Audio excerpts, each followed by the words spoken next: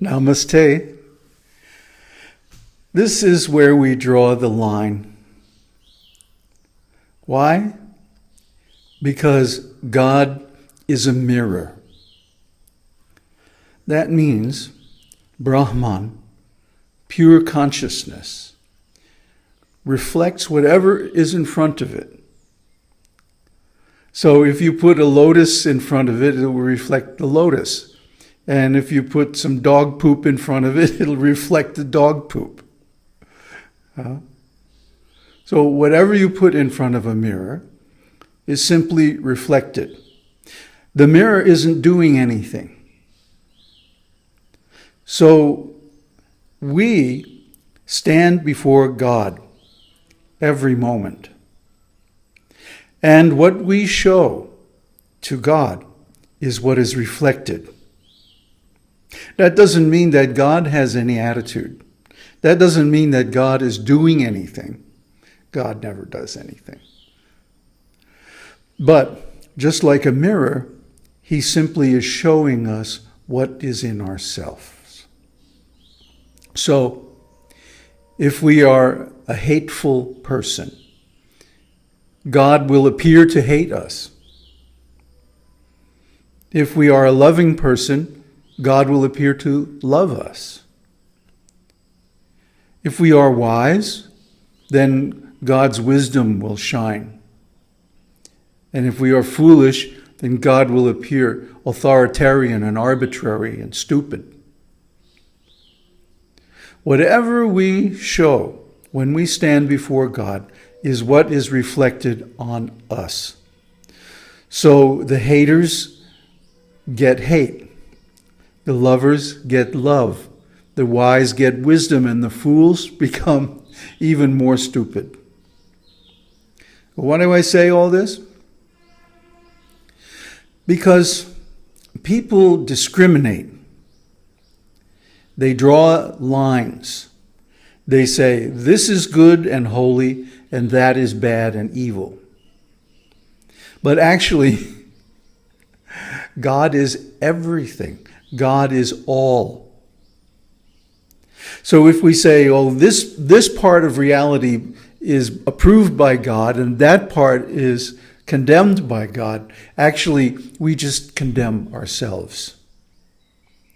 It's not that God is condemning us, but our own condemnation is reflected in the mirror of consciousness.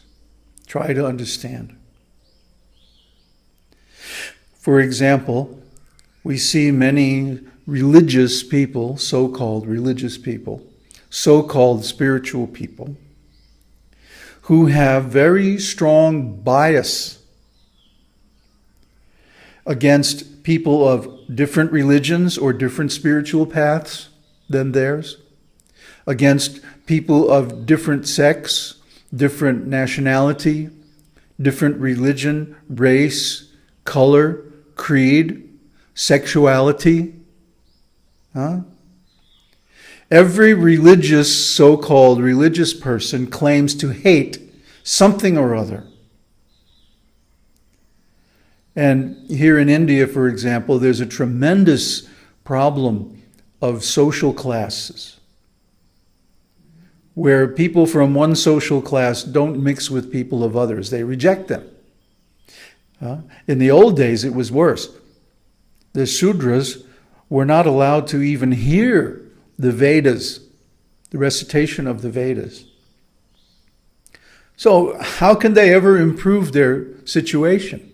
No, this is not religion. This is class warfare. Try to understand. If you hate gays or lesbians or people who are kinky, if you hate women, or sometimes we find women are also hating men, if you hate anything or anybody, you're a hater. So you're hating God. You're hating that part of God that you reject. So you are also rejected. You cannot reach enlightenment. I know many people. I've met so many people in my life, thousands and thousands of people. And almost every one of them has something they hate. And then they wonder, well, why can't I reach enlightenment? Why isn't my meditation working? Why aren't I making any spiritual advancement? Why am I having so much trouble in my life? Because they hate something or other. For example, here, there's a tremendous prejudice against gays. Huge prejudice against gays by religious people, hypocrites, rascals, fools, idiots. Because if you actually get into the gay scene in India, I've had men tell me in India, 90% of Indian men have some gay experience. And then they're going to the temple wearing their white cloth and being prejudiced against gays in public. But in private, they're fooling around. Or anybody who is against marriage is hated in India. Yet what happens is people will develop, men especially, will develop a taste for gay sex during college. And then later on, when they have money, they get married. And of course, the marriage is very tense and a failure, actually, because they're already conditioned for gay sex. So what happens? The men go out and have gay sex, and the women are left at home to care for the kids in the house. Or one Indian man was telling me, his sister went off to college, and then she comes back home on vacation, and what's in her bag? Condoms.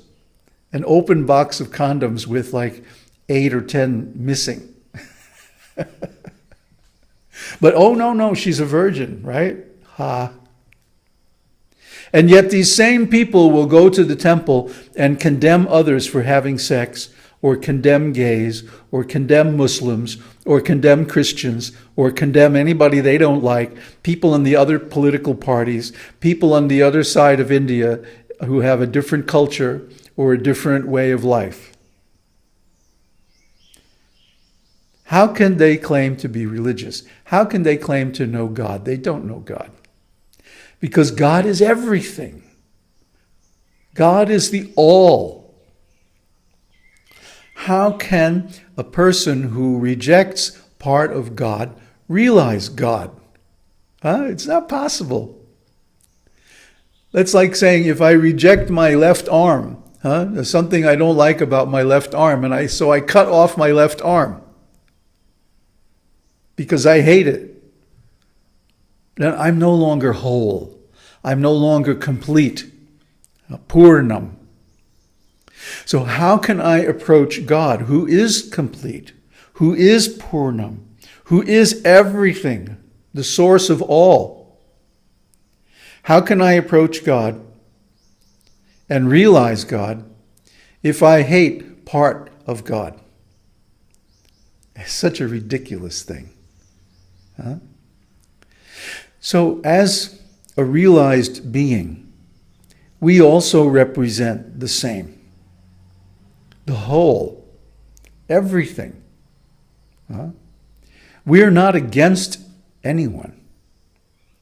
But through those who are against us, we appear to be against them. To those who hate us, we appear to hate them. Not to us, but to them. You understand? It's just like this phenomenal world. This phenomenal world is nothing but an appearance. It's not real. That's why it's called Maya. Maya means that which is not. It doesn't exist because it's not eternal. Yet we accept it as real because our bodies, our senses, our minds, the social conditioning in society, even in religion, accepts it as real.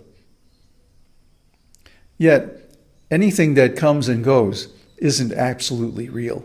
It's only relatively real. It's only an appearance.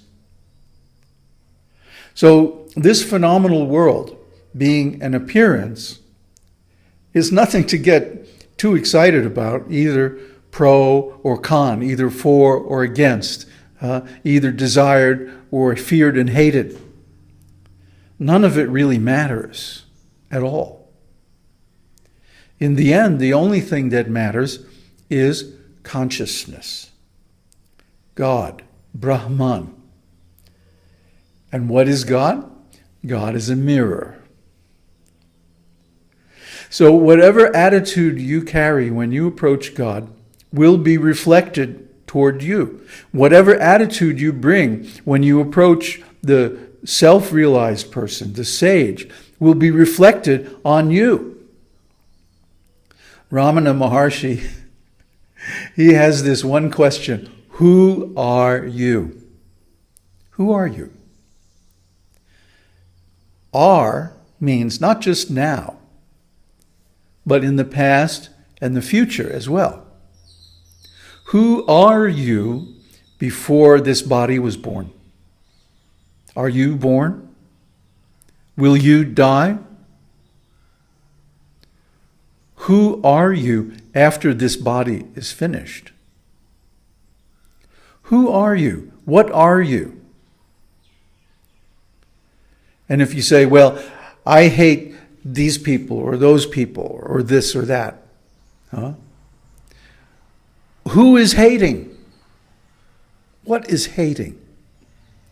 Is it you? Or is it something else? Is it the mind? Is it just some social conditioning, some reward and punishment scheme set up for the benefit of some social, religious, or political class?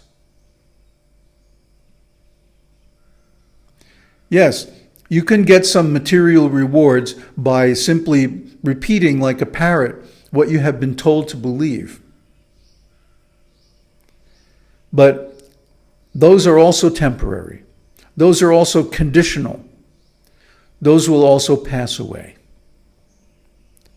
So they're not real either. What is the use of living a lie? What is the use of being in an illusion and thinking, oh, I can't say the truth, that all are equal before God?